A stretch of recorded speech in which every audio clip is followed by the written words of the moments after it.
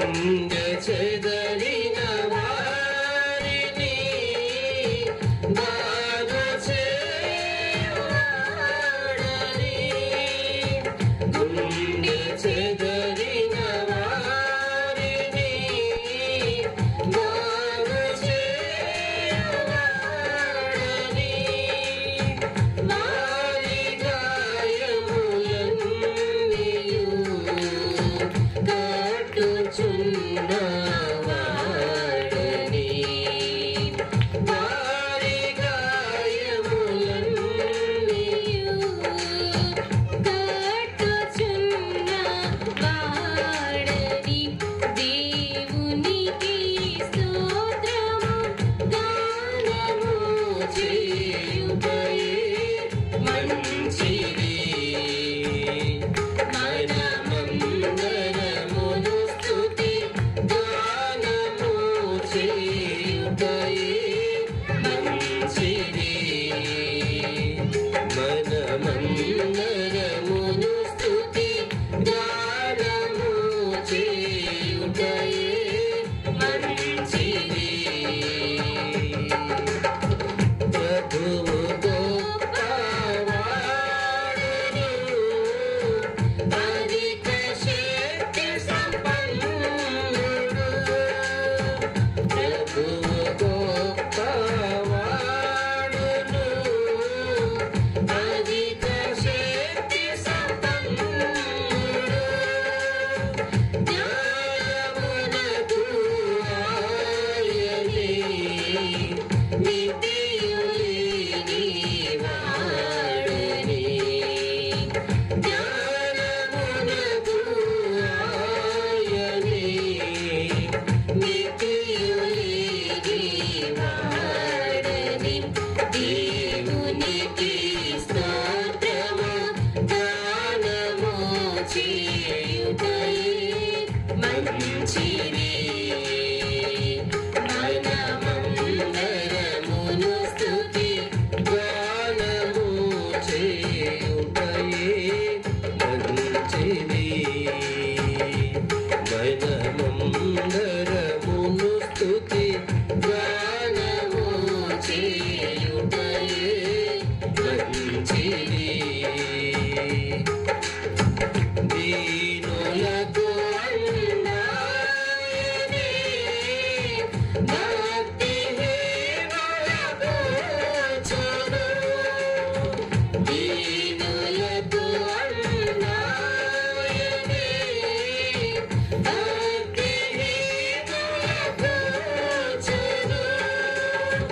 సితారాతో దేవుని స్తుతులతో కీర్తించుడి. సితారాతో దేవుని స్తుతులతో కీర్తించుడి. దేవునికి స్తోత్రము గానము చేయుటయే మంచిది. మనమందరమును స్తుతి గానము చేయుటయే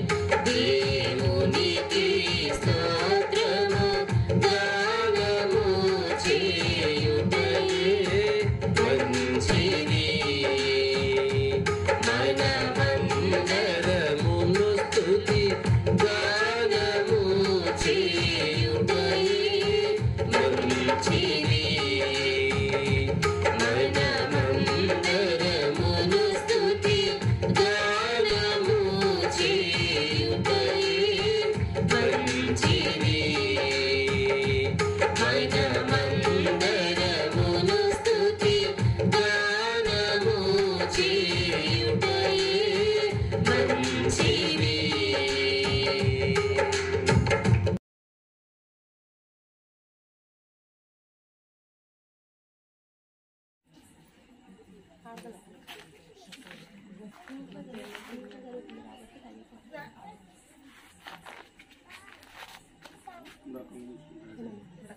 నా పేరు రాంబాబు.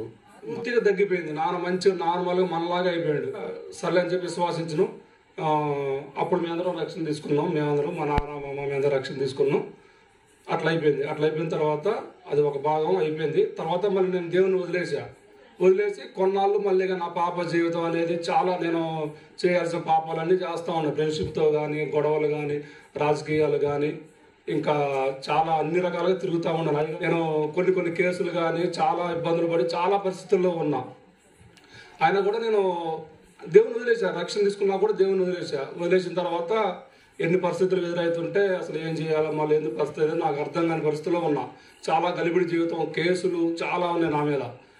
అలాంటి పరిస్థితులలో ఇక నేను ఇంట్లో కూడా ఉండబోయేవాడిని. పేకాట నైట్ పగులు పేకాట ఆడుతుండేవాడిని. ఎవరైనా ఫోన్ చేస్తే ఏమైనా రాజకీయ గొడవలైనా వెళ్తూ ఉండేవాడిని. చాలా చేసిన అయ్యగారికి కూడా అవన్నీ చాలా కూడా తెలుసు.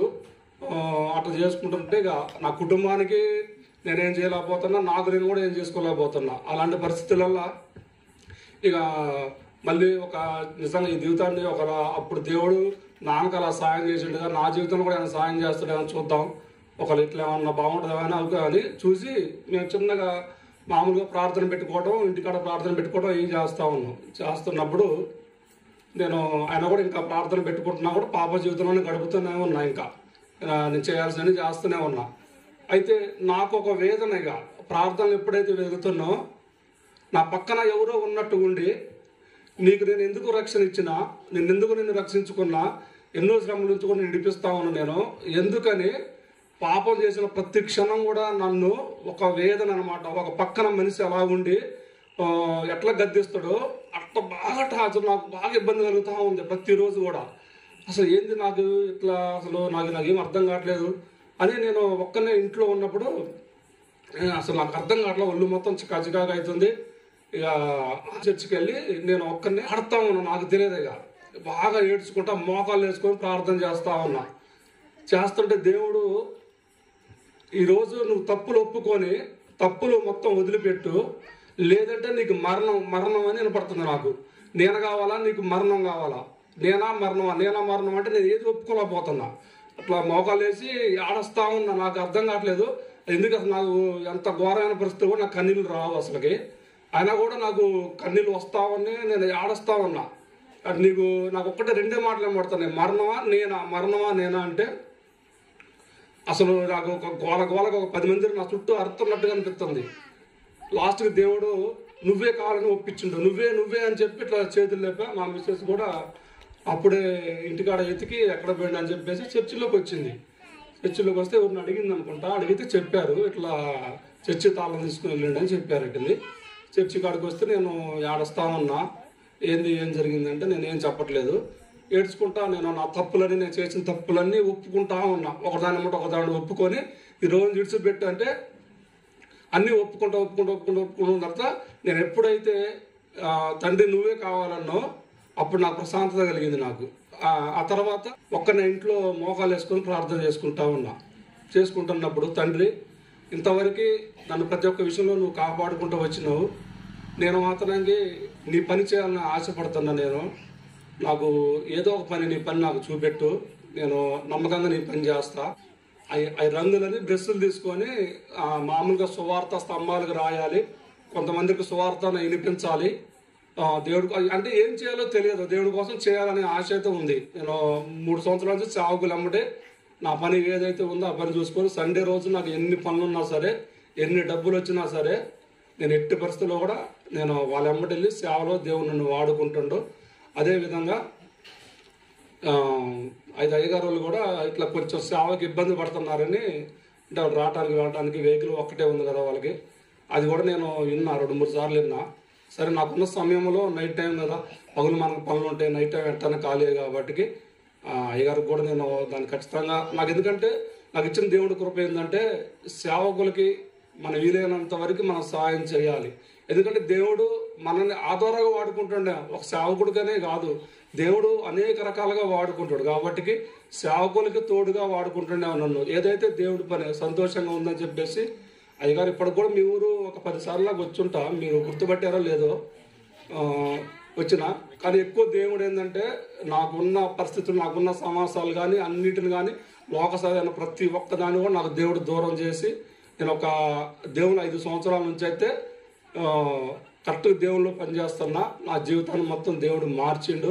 నేను ఎట్లాంటి సమాసాలు కానీ పార్టీలు కానీ ప్రతి ఒక్కటి వదిలేసి ప్రశాంతంగా ఫ్యామిలీ, పని, మిగతా టైం ఉంటే ప్రార్థన. దేవుడు మరి నా విషయంలో గొప్ప కార్యం చేసిండా లేదా? చేస్తాడు. ఎందుకంటే ఇక్కడ ఆడవాళ్ళు ఎంతమంది ఉన్నారు? ఒక 40 మంది ఉన్నారు ఇక్కడ సపోజు. కానీ మగవాళ్ళు తక్కువ ఉంటారు, 3, 4 ఉంటారు. ఆడవాళ్ళు ఎక్కువ ప్రార్థనలో ఉంటారు. ఎందుకంటే వాళ్ళకి, ఆడవాళ్ళకి ఏంటంటే గలిబిడైన లోకం ఉండదు, వాళ్ళకి ఒక ఆలోచనతోనే ఉంటారు. మగవాళ్ళు ఏంటంటే 100 రకాలుగా ఆలోచనలు ఉంటాయి మగవాళ్ళకి. అందుకే లోకంలో కలిసిపోవడానికి అవకాశాలు ఉంటాయి. అందుకని మగవాళ్ళు కూడా తక్కువ ఉంటారు ఇక్కడ. అందుకని మగవాళ్ళల్లో కూడా నన్ను ఇట్లా దేవుడు నన్ను పట్టుకున్నందుకు దేవుని కృతజ్ఞతగా నేను బతకాలని మా కుటుంబం కోసం ప్రార్థన చేయండి. నా పేరు జోషపు. జీవితం ఎంత విలువైనదో దాని గురించి కూడా ఒక పాట పాడతా. ఈ సాక్ష్యం దేవుడు దీవించును గాక.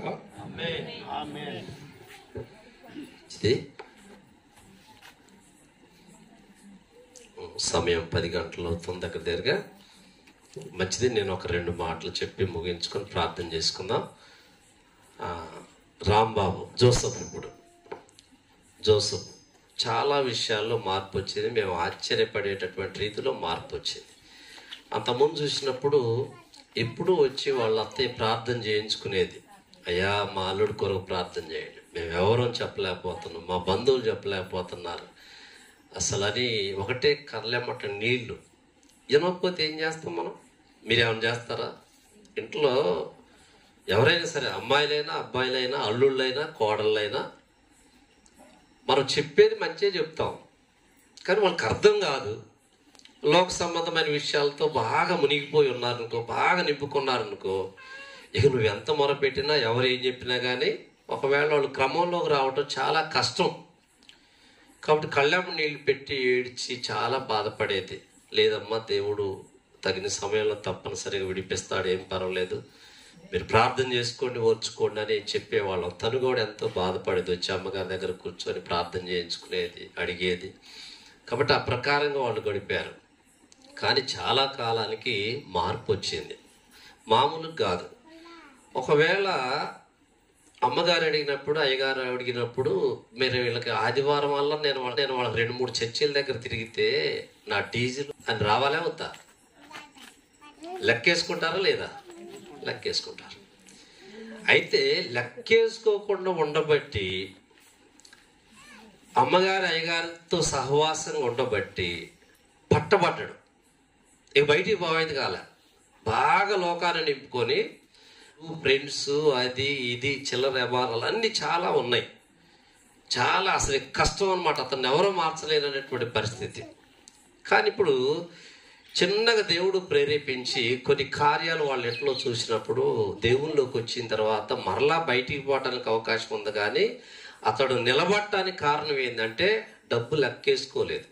ఈ ఆటోకి ఇన్నిసార్లు 2-3 చర్చిలకు తిరగాలంటే డీజిల్ ఏంటి, పెట్రోల్ ఏంటి, అయ్యగారు రూపాయి ఇవ్వట్లేదు కదా ఎట్లా అని వాళ్ళు అనుకోలే. ఒట్టిగా తిరగటమే వాళ్ళు అమ్మటే. ఇప్పుడు అట్లా తిరగటం వల్ల వాళ్ళు కోల్పోయింది ఏం లేదు. ఇక్కడ అయ్యగారికి అమ్మగారికి వాళ్ళు పరిచర్య చేస్తామంటే దేవుడు వారికి ఇవ్వాల్సిన ఇస్తున్నాడు. వారికి వచ్చేది వేరే రూపంలో వాళ్ళకి వస్తూనే ఉంది, ఏది పోగొట్టుకోలేదు. ఇప్పుడు వాళ్ళు నష్టపోయింది ఏమీ లేదు, బాగానే ఉన్నారు, మంచి పిల్లల్ని చదివించుకుంటున్నారు, అంతా బాగాలేదు, మంచిగా ఉంది. కానీ లెక్కేసుకుంటే వాళ్ళు ఆ సహవాసంలో ఉండేవాళ్ళు కాదు. మరలా ఫ్రెండ్స్ ఒకసారి దేవుళ్ళలోకి వచ్చిన తర్వాత వెంటబడి లాగేవాళ్ళు ఎంతోమంది. మన పిల్లలు లాగుతారా? లాగరా? ఖచ్చితంగా లాగుతారు. ఛాన్స్ ఎక్కువ ఉంది. కానీ అలాంటి వాతావరణం ఇప్పుడు లేనే లేదు. అప్పుడప్పుడు దాదాపుగా ఒకవేళ ఎవరు మాకు ఆ సమయానికి ఒకవేళ వస్తానన్నటువంటి రాకపోతే ఫోన్ చేస్తే ఎమ్మటే వచ్చేవాడు, లేదా వేరే వాళ్ళని పంపించేవాడు. ఇక ఇప్పుడు కుటుంబారాధన జరుగుతుంది అని మేము చెప్పినప్పుడు, ఎందుకంటే మేమే చెప్పం చాలా సమయాల్లో, మరి వాళ్ళకి చాలా ఖర్చు ఉంటుంది కదా, ఎట్లా వాళ్ళు వస్తే డబ్బులు తీసుకోరు, నేను డబ్బులు ఇస్తే డబ్బులు తీసుకోరు. ఇక్కడ కాదు ఇంకెక్కడికన్నా పోయినా, ఒకవేళ అక్కడ అంత దూరం పోయినా కానీ డబ్బులు ఎంత కనీసం డీజిల్ అన్న కొట్టిద్దామన్నా కానీ అవకాశమే. అట్లా వద్దు, ఆ మాటే వద్దు. మాకు మీకు పెట్టినంత మాత్రాన్ని, దేవుడికి పెట్టినంత మాత్రం మాకు ఏం పోదు. ఒక్క రూపాయి కూడా ఎప్పుడు కారుకు తీసుకోవాలి. ఎక్కడికి పోయినా ప్రార్థనకు, ఒకవేళ వేరే స్థలానికైనా ఎక్కడికి పోయినా కానీ దాదాపుగా ప్రకారంగా తీసుకోవడానికి ఇష్టపడలేదు. వాళ్ళు కేవలం దేవుడు ఆ ప్రకారం ఇచ్చినటువంటి ప్రేరేపణను బట్టి వాళ్ళు రాగలుగుతూ ఉన్నారు. మేము రమ్మన్నప్పుడు వాళ్ళు సంతోషంగా రావడానికి ప్రయత్నం చేస్తూ ఉన్నారు ఖాళీగా ఉన్నప్పుడల్లా. దేవుని సేవకులతో కానీ, దేవుని మందిరంతో కానీ, దేవుని బిడ్డలతో కానీ ఎవరైనా సహవాసం చేసి దగ్గరకు వస్తే వాళ్ళకి పోయేది ఏమీ లేదు. వాళ్ళకి ఈ వైపు నుంచి పోతే ఇంకొక 2-3 వైపుల నుంచి దేవుడు వచ్చేటట్లుగా చేస్తాడు. కాబట్టి ఏది పోగొట్టుకోం. ఎందుకంటే దేవుని నామమును బట్టి మీరు ఏ విషయంలోనైనా ప్రయాసపడితే, తన నామమును బట్టి చూపిన ప్రేమను మరచుటకు దేవుడు అన్యాయస్తుడు కానే కాదు. తన నామమును బట్టి, వినండి జాగ్రత్తగా, తన నామమును బట్టి చూపిన ప్రేమను మరచుటకు దేవుడు అన్యాయస్తుడు కాదు. వాళ్ళకి చేతనైన పని వాళ్ళు చేస్తున్నారు, మీకు చేతనైన పని మీరు చేయండి, ఏ విషయంలోనైనా సరే. కానీ లెక్కలేసుకుంటే ఏది చేయలేము. ఏ విషయమైనా సరే, ఒక వస్తువు అయినా ఏదైనా సరే లెక్కేసుకుంటే మనం ఏమి కూడా దేవునికి ఇవ్వటం మనకి చేత కానే కాదు. కాబట్టి 2 మాటలు మనం నేర్చుకుందాం. చాలా సంతోషం. మరి జోసఫ్ మంచిగా ఇదే ప్రకారంగా రేపు భవిష్యత్తులో కూడా ఇంకా అన్ని రకాలుగా దేవుని పరిచర్యలు వాళ్ళు ఎక్కడున్నా, ఏ స్థలంలో ఉన్నా, ఎందుకంటే ఏ గ్రామంలో సేవకులు ఉన్నా సేవకులకి అక్కడ ఉన్నటువంటి విశ్వాసులు నిలబడాలి, వారికి చేదోడు ఓదాడుగా నిలబడాలి. అప్పుడు వాళ్ళకి మేలు జరిగింది, వీళ్ళకి కూడా మేలు జరిగింది. ఒకవేళ వాళ్ళు రాకపోతే నేను ఒక్కడినే బండి వేసుకొని రావాలి. వాళ్ళు రాబట్టి మేమంతా రాగలిగాం. కాస్త మనిషి ఏదైనా సరే మనం అందరం సంతోషించడానికి బాగుంటుంది. కాబట్టి ఇది ఒక ఆలోచన. సువార్త 5:5. సీమోను ఏలినవాడా, రాత్రంతయు మేము ప్రయాసపడితిమి గాని మాకేమీ దొరకలేదు. అయినను నీ మాట చొప్పున వలవేతునని ఆయనతో చెప్పెను. చాలు. పరిశుద్ధుడా, నమ్మదగినటువంటి వాడా, మీ ప్రశస్తమైనటువంటి నామమునకు వేలాది స్తోత్రాలయ్యా. నువ్వు నమ్మదగినటువంటి వాడు, నీవు ఆశ్రయించదగినటువంటి వాడు అయ్యా. నీ మీద ఆధారపడినటువంటి వారిని నీవు సిగ్గుపరిచేటటువంటి దేవుడవు కాదు. నీ నామమును బట్టి చూపినటువంటి ప్రేమను మరచుటకు అన్యాయమైనటువంటి దేవుడవు కానే కాదు అయ్యా. ప్రతి హృదయాన్ని, వారి ప్రేమను, వారి విశ్వాసాన్ని, వారి ప్రయాసను లెక్కలోకి తీసుకొని ప్రతిఫల ఆశీర్వాదాలను సమృద్ధిగా దయచేయగలిగినటువంటి మా ప్రభువా, మీ కొందనాలయ్యా. ఇప్పటి వరకు పాటల ద్వారా మహిమ పొందారు. అదేవిధంగా నాయన, నీ కుమారుడు చెప్పినటువంటి సాక్ష్యాన్ని బట్టి కూడా ప్రభువా మీరు మహిమ పొందారు. అవును నాయన, చేయమని వినగలిగిన శక్తి సామర్థ్యాలు మీ పిల్లలందరూ దయచేయమని యేసు నామమున అడిగి ప్రార్థిస్తున్నాము తండ్రి. ఆమేన్. ఆమేన్. మళ్ళీ ఒకసారి చదువుతారా వచనం జాగ్రత్తగా? నేను 2 మాటలే చెప్పి ముగిస్తాను, ప్రార్థన చేద్దాం. సీమోను ఏలినవాడా, రాత్రంతయు మేము ప్రయాసపడ్డాము కానీ మాకేమీ దొరకలేదు. అయినను నీ మాట చొప్పున వల వేతునని ఆయనతో చెప్పాను. సీమోను పేతురు చెప్తా ఉన్నాడు ప్రభువుతో, అయ్యా రాత్రంతా వల వేశాము కానీ ఒక్క చేపగా కూడా పడలేదు. రాత్రంతా ప్రయాసపడ్డాం, రాత్రంతా కష్టపడ్డాం. ఆ పనిలో నైపుణ్యం కలిగినటువంటి వాళ్ళం మేము. ఏదో కొత్త వాళ్ళం కాదు, చేతగాని వాళ్ళం కాదు. మాకంతా తెలుసు, చేపలు ఎక్కడ ఉంటాయో తెలుసు, ఏ టైంలో పట్టాలో తెలుసు, ఎట్లా పట్టాలో తెలుసు. ఆ నైపుణ్యం అంతా మాకు తెలుసు. కానీ రాత్రంతా ప్రయాసపడ్డాం కానీ ఒక్క చేప కూడా పడలేదు. చేపలు ఎందుకు పడలేదు? ఎందుకంటే వారితో ప్రభువు లేడు. ప్రభువు లేకపోతే, ప్రభువు నమ్మినటువంటి బిడ్డల హృదయాలలో ఆ ప్రభువు లేకపోతే మనం ఏం చేయలేం. ఎవరుంటే మనం ఏదైనా చేయగలుగుతాం? దేవుడు మన హృదయాలలో ఆయన నివాసం చేస్తూ ఉంటే మనం ఏదైనా చేయగలం. మనం ఏది చేసినా అది ఫలభరితమైనటువంటి రీతిలో దేవుడు దీవిస్తాడు. ఒకవేళ ఆయన మనతో లేకపోతే నువ్వెంత ప్రయాసపడ్డా గానీ అది కృంగుదల కిందకే వెళుతుంది, కానీ అది ఎదుగుదల అనేటటువంటిది ఉండదన్నమాట. కాబట్టి దేవుడు మనతో ఉంటే ఏం చేసినా అది ఆశీర్వాదంగా మార్చబడింది. ఈ చేపలు పట్టేటటువంటి వారితో ఆ రోజు ప్రభువు లేడు. ప్రభువు లేకపోయేసరికి ఆ ప్రకారమైనటువంటి రీతిలో వాళ్ళు ఈ మాట చెప్తా ఉన్నారు. తర్వాత ఏం జరిగిందంటే, సరే ఇప్పటి వరకు ప్రభువు లేడు, మరి ప్రభువు వచ్చిన తర్వాత ఎలా ఉంది? ప్రభు వచ్చిన తర్వాత చదవండి. వారలాగు చేసి విస్తారమైన చేపలు పట్టి. ఎలాగ చేశారంటే యేసయ్య చెప్పినటువంటి రీతిలో చేశారు. దేవుని బిడ్డలారా గుర్తుపెట్టుకోండి, అందరూ గుర్తుపెట్టుకోండి. మన ప్రభు మనకి ఏదైతే చెప్తాడో, ఏ మాట అయితే చెప్తాడో ఆ మాట ప్రకారంగా మన మాటలు కలపొద్దు. ఎట్లా చేయమంటే అట్లా చేయాలి, ఎప్పుడు చేయమంటే అప్పుడు చేయాలి, ఏ ప్రకారం చేయమంటే ఆ ప్రకారం చేయాలి.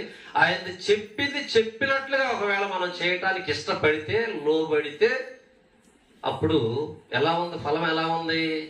వాళ్ళట ఆ చేపలనట బయటికి తీయలేకపోయారట. ఒకసారి దేవుని స్తోత్రం చెప్పండి. హల్లెలూయా, హల్లెలూయా.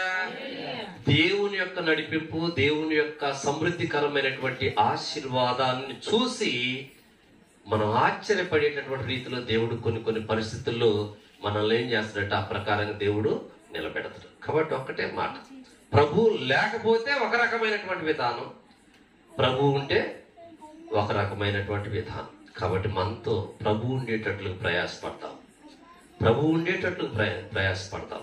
ఇక నుంచి ఒకవేళ ఆ ప్రకారం ప్రభువుకు దూరంగా జీవిస్తూ ఉంటే ఇంకా దగ్గరగా జీవించడానికి, ఆయన చెప్పిన మాటల ప్రకారంగా ఏ పనైనా చేయడానికి మనం ఇష్టపడితే అప్పుడు సమృద్ధి. కాబట్టి ఇంకొక మాట నేను జ్ఞాపకం చేస్తూ ఉన్నాను. ఇక్కడ ఆదికాండం 32:24 చదువుకుందాం.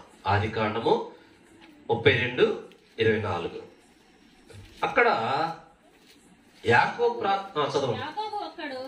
యాకోబు ఒక్కడు మిగిలిపోయాను.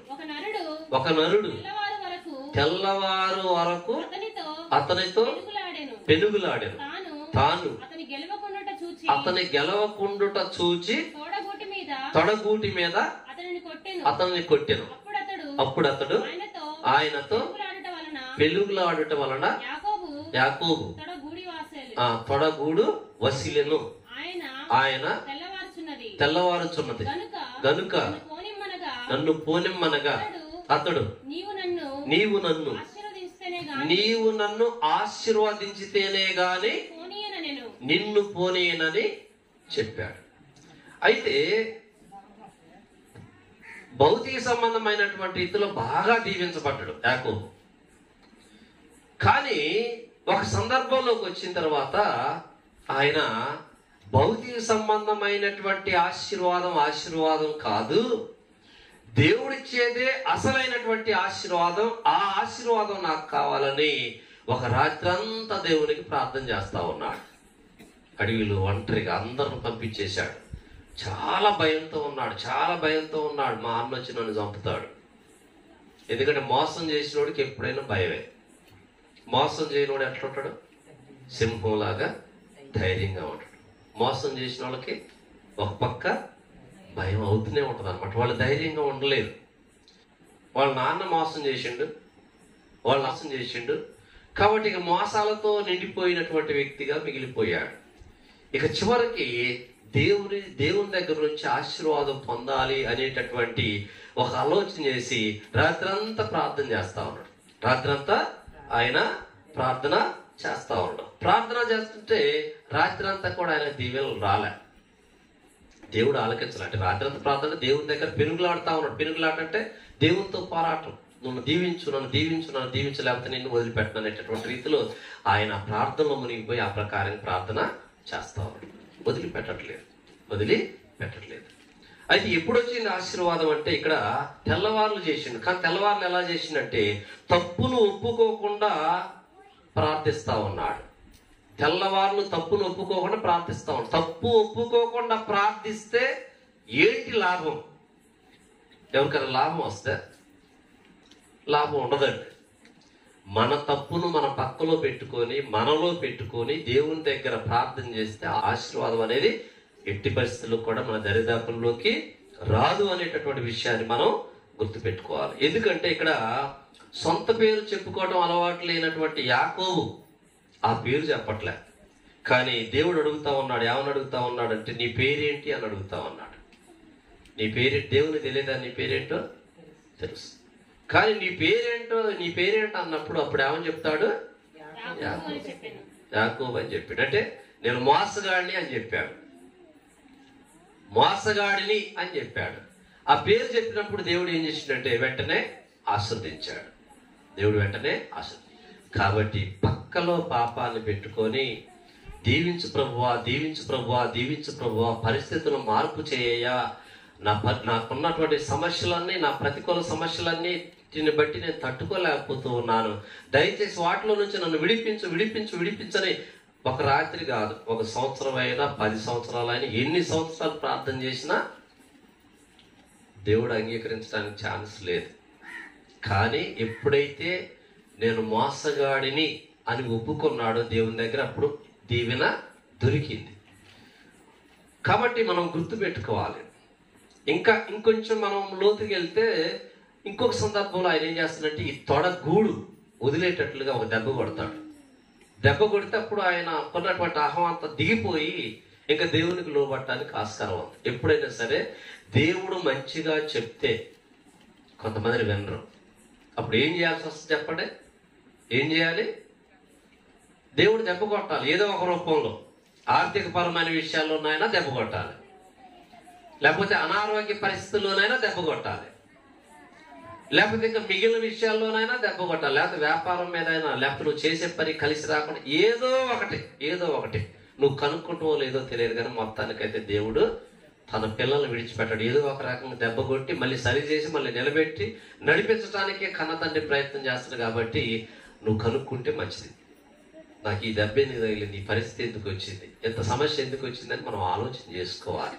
మనం ఆలోచన దేవుణ్ణే ప్రేమిస్తున్నాం కదా, ఇంకేంటయ్యా ఇదంతా, ఏంటయ్యా ఈ సమస్యలు ఏంటి, ఈ బలహీనతలు ఏంటి, ఈ ఆర్థిక పరమైన ఇబ్బందులు ఏంటి అని మనం ప్రార్థన చేసుకొని ఒకవేళ మన పక్షంగా ఏవైనా ఉంటే ఒకవేళ పొరపాట్లు దేవుని దగ్గర ఒప్పుకుందాం. ఒప్పుకుంటేనే దీవెన, ఒప్పుకుంటేనే క్షమాపణ. కాబట్టి ప్రభువు లేకపోతే వాళ్ళకి అక్కడ సమృద్ధి దొరకలేదు.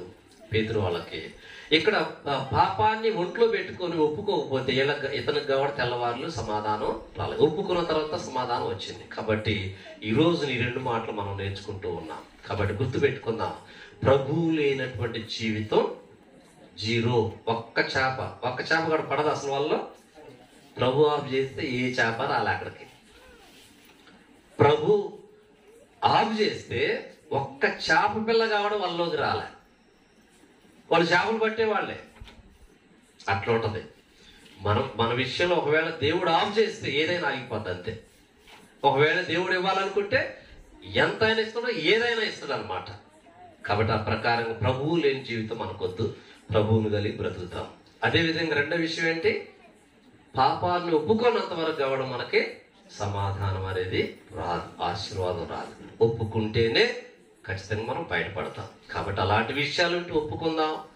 దేవుని దగ్గర యాకోబు ఏ విధంగా అయితే ఆశీర్వాదాన్ని పొందాడో ఆ విధంగా ఆశీర్వాదాన్ని పొందుకుందాం. అబ్రహాము దేవుడవు, ఇస్సాకు దేవుడవు, యాకోబు దేవుడు. చూడండి, అబ్రహాము దేవుడిని, ఇస్సాకు దేవుడిని, యాకోబు దేవుడిని అని చెప్పుకోగలిగినటువంటి ఆ లెక్కలోకి ఈ మోసగాడు వెళ్ళిపోయాడు.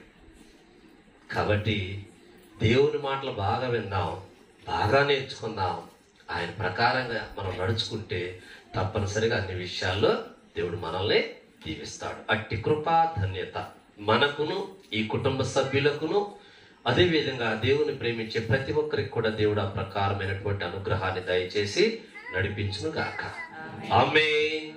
ఆమేన్. నిలబడి ప్రార్థన చేసుకోండి, దేవునికి అప్పగించుకోండి. ఈరోజు ఒక సాక్ష్యాన్ని విన్నాము. ప్రభువు లేని సమయంలో, ప్రభువు లేకుండా ఏదో చేయడానికి ఆనాడు వాళ్ళు ప్రయత్నం చేశారు, కానీ ఏమీ చేయలేకపోయారు. దేవుడు లేకుండా ఏమీ చేయలేకపోయారు.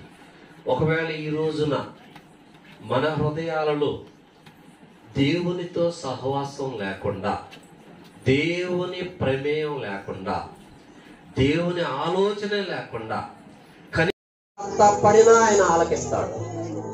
అదేవిధంగా నీవు లేకపోతే నేను ఏమి చేయలేనన్నా కూడా ఆయన ఆలకిస్తాడు.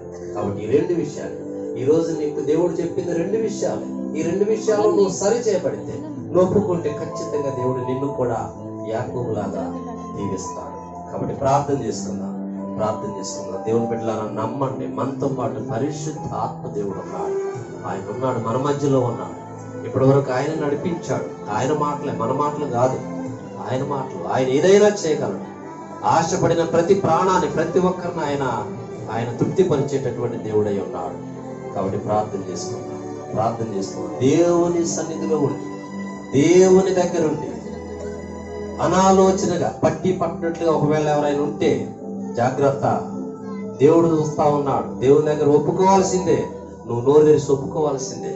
దేవుని దగ్గర పశ్చాత్తాపడాల్సిందే. అప్పుడే దేవుడు నీ ప్రార్థన ఆలకిస్తాడు. ప్రార్థన చేసుకుందాం.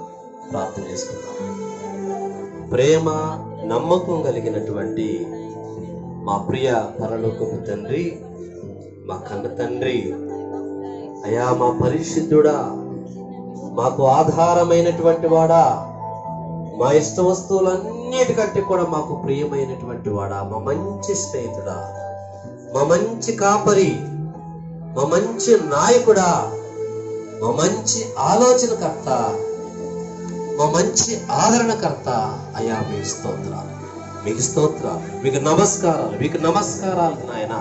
మీకు వందనాలు. ఈ సమయంలో నా తండ్రి, ఏ బిడ్డలైతే ప్రభువా మీరు చెప్పిన రెండు విషయాలు ఆలకించి, అయ్యా నీవు లేకుండా ఈ లోకంలో నేను బ్రతకడానికి వీల్లేదు, నీతో నేను సహవాసం చేయాలి, నీతో కలిసి నేను ఏదైనా చేయాలని ఎవరైతే తీర్మానం చేసుకున్నారో అట్టి బిడ్డలందరినీ ప్రభువా మీరు దీవించమని ప్రార్థిస్తూ ఉన్నారు.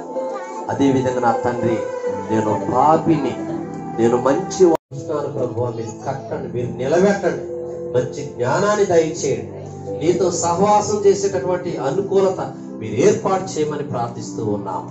ఇక లోతైన అనుభవంలోకి నాయన కుమారుడి కుటుంబాన్ని మీరు నడిపించమని ప్రార్థిస్తూ ఉన్నాము. అదేవిధంగా నాయన వారి బంధుమిత్రులందరినీ కూడా ప్రభువా మీరు దీవించమని, ఈ రోజు నాయన ప్రభువా అయ్యా మరి సాక్ష్యం చెప్పినటువంటి నీ కుమారుడి కుటుంబాన్ని కూడా మీ కృపలో జ్ఞాపకం చేసుకోండి. అదేవిధంగా నా తండ్రి ప్రేమ వాళ్ళ కుటుంబాన్ని కూడా మీరు జ్ఞాపకం చేసుకోండి. ఇదిగో నాయన ఖర్చు అనుకోకుండా, ప్రయాస అనుకోకుండా, అయ్యా మేము ఇంకా ధైర్యంగా చెప్పలేకపోయినప్పటికి కూడా అయ్యా మీరైతే చెప్పండి, మా ఖాళీ ఉంటూ వస్తాం, లేకపోతే లేదు, మీరైతే చెప్పండి అని ఎంతో ఆశతో సంతోషంగా నాయన ఆ కుమారులు ప్రభువా మరి తెలియజేస్తూ ఉన్నారు. కాబట్టి ఈ రోజు నాయన వారు మాతో వచ్చారు. వారికి రావాల్సినటువంటి మీ ప్రతిఫల ఆశీర్వాదాలను కూడా అయ్యా వారికి సమృద్ధిగా దయచేయమని, వారి కుటుంబ సభ్యులందరినీ కూడా మీరు దీవించమని, ఇప్పటి వరకు నాయన మీరు